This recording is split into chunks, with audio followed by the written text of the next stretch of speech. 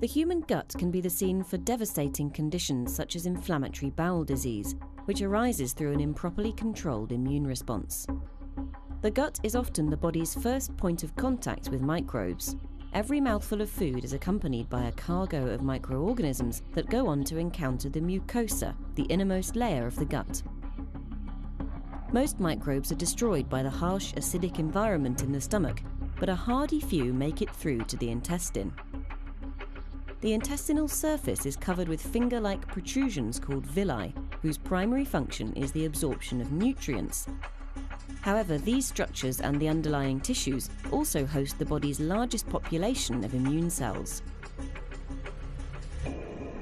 Scattered along the intestinal mucosa are dome-like structures called Peyer's patches. These are enriched in lymphoid tissue, making them key sites for coordinating immune responses to pathogens whilst promoting tolerance to harmless microbes and food. The villi contain a network of blood vessels to transport nutrients from food to the rest of the body. Lymphatics from both the Peyer's patches and villi drain into the mesenteric lymph node. Within the villi is a network of loose connective tissue called the lamina propria, and at the base of the villi are the crypts, which host stem cells that replenish the epithelium. Finally, the epithelium, together with its thick overlying mucus, forms an important barrier against microbial invasion. Embedded within the matrix of the Peyer's patch is a mix of immune cells including T and B lymphocytes, macrophages, and dendritic cells. A key function of the Peyer's patch is the sampling of antigens, in this case mostly bacteria and bits of food. To facilitate this, the Peyer's patch has a much thinner mucus layer as well as specialised phagocytic cells called M cells, which can transport material across the epithelial barrier via a process called transcytosis. Finally, dendritic cells are able to extend dendrites between epithelial cells to sample antigens that are then broken down and used for presenting to lymphocytes.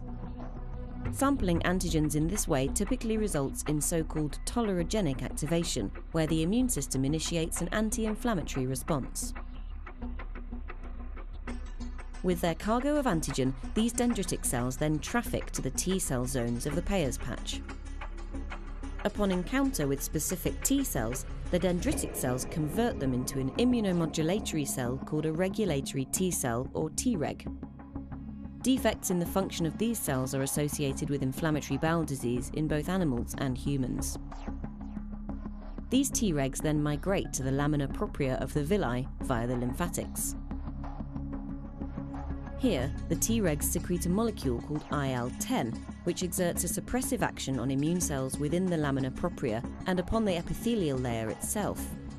IL-10 is therefore critical in maintaining immune quiescence and preventing unnecessary inflammation.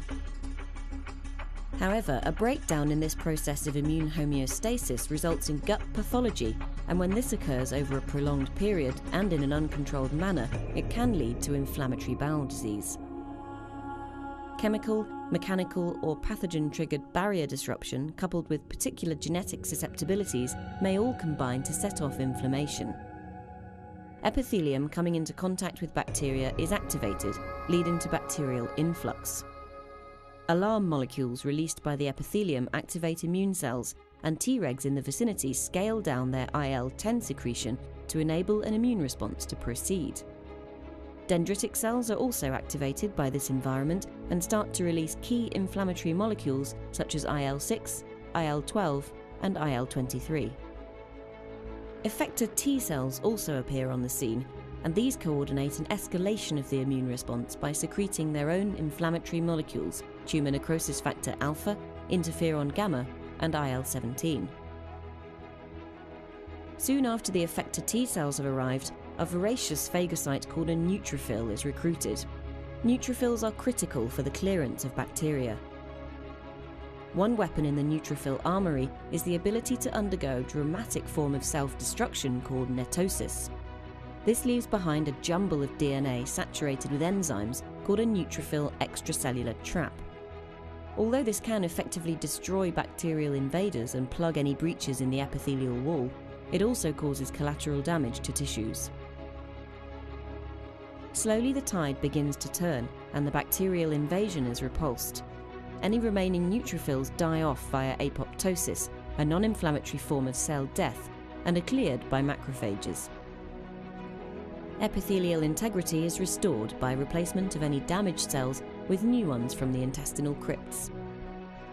Finally, Tregs are recruited once again to calm the immune response.